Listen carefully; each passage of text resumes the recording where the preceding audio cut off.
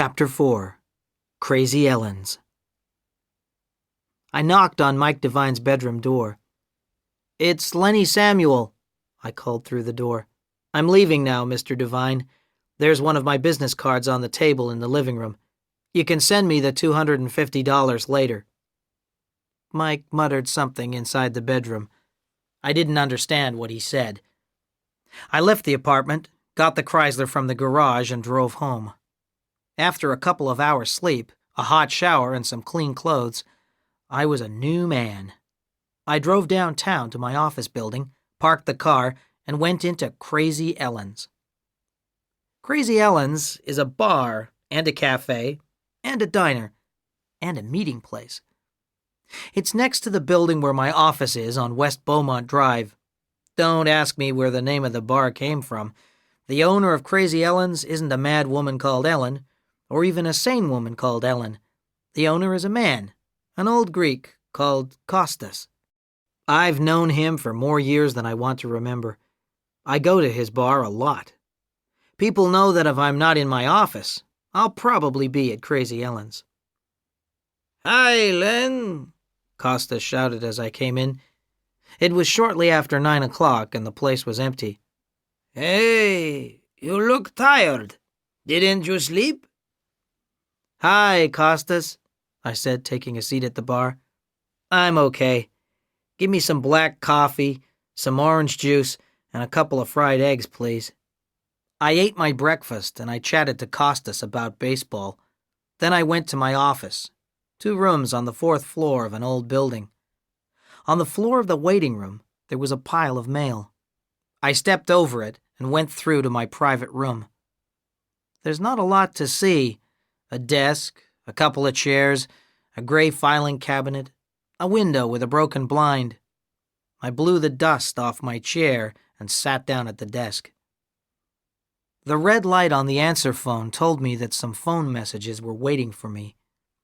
I pressed the play messages button. There were 2 messages. The first message was from a man who didn't give his name. The message was short and simple. "If you know what's good for you, Samuel, you'll take a holiday," the voice said. "The next time, it won't be just a little knock on the head." Interesting. This was a warning. And it was connected with Mike Devine in some way. But who was warning me? I didn't recognize the voice, and the caller hadn't left a number for me to phone. But I knew the second caller as soon as he started to speak. It was a man called Rick. Rick, Roma, and I were old friends. "Hi, Len. How are things?" Rick said. "Listen, I may have a job for you. Can you meet me for lunch today? Give me a call." And he left a phone number for me to call. Rick's full name is Riccardo, and he is Italian-American. His family came from Sicily in the 1930s. Rick and I worked together in the LAPD, the Los Angeles Police Department. My family is Hispanic. My full name is Leonardo, though people always call me Len or Lenny.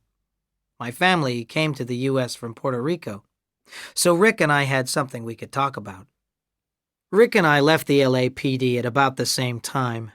Rick went to work as a security man at a big movie studio in Hollywood. I became a private eye.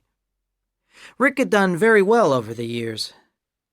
He'd been very successful in his work, and he was now head of security at Magic Movie Productions. He always had new cars, and he lived in a luxury house in the hills with 2 swimming pools.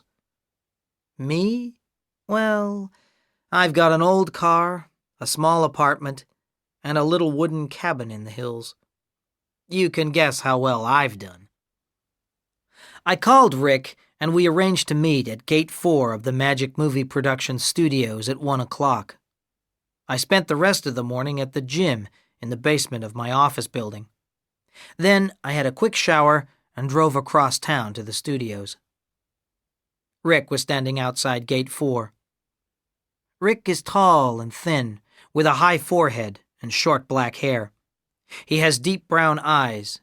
When he looks at you, you think he's looking through you. I got out of my car, and Rick put his arm around my shoulder.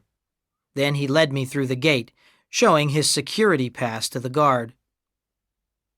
"You have to show a pass?" I laughed. "Sure, Len.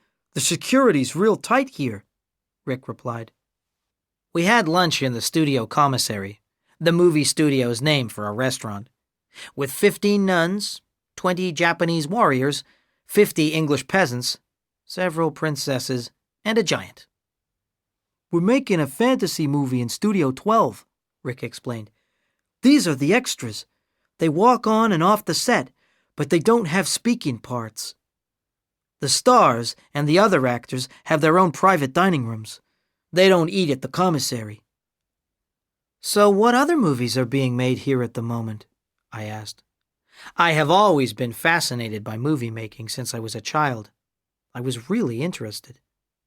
Rick laughed. "We don't make very many movies here at the studios anymore. Most of the studio area is used for tourism. We get lots of tourist groups visiting Hollywood. They come in to see the old sets, the sets of movies we made in the past. But now, most of our movies are made on location, often in other countries. For example, many of the best people for special effects are in England, so we often work there. And we shoot scenes all over the world. Sometimes we do part of a movie here and then go on location for the rest of it." I was disappointed. I'd been hoping to see a movie being made. I told Rick this. He smiled. "I'll see what I can do," he said. "I'll try to arrange something after lunch. But before we eat, I want to ask you a question. Are you busy at the moment? Or would you like to do a job for us? Something a little unusual?" I didn't need time to think. "Yeah," I said. "I'm pretty busy, but I guess I could do something for you." Rick laughed. "You always were a bad liar." "This is what it's about." He took a photograph out of his pocket and passed it over to me.